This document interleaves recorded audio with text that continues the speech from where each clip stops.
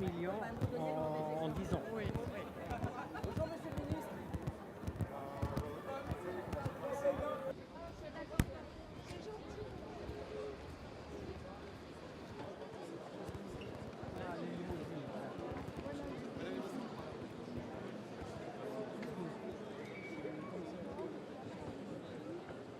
Monsieur le commissaire.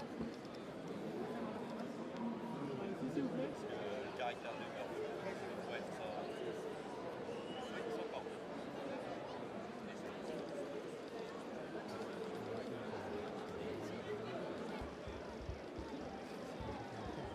Voilà, c'est bon.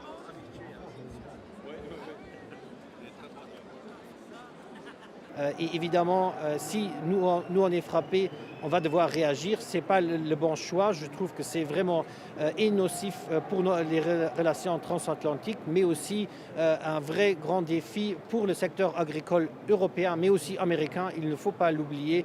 On exporte et on importe dans les deux directions. Donc la façon de procéder est contre-productive, n'aidera pas au prix. Et là, c'est vraiment, je pense, que quelque chose qui est irresponsable. Mais c'est une réalité, on doit mieux se préparer à cette réalité.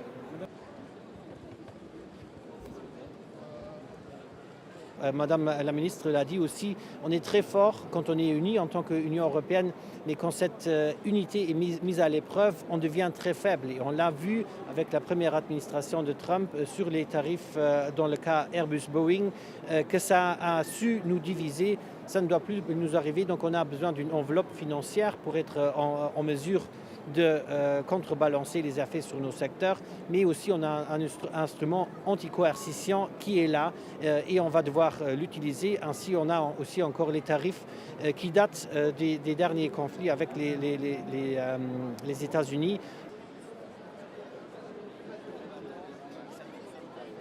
Bien sûr, nous craignons que ces désordres en matière de relations commerciales n'aient des incidences très fortes sur nos propres productions.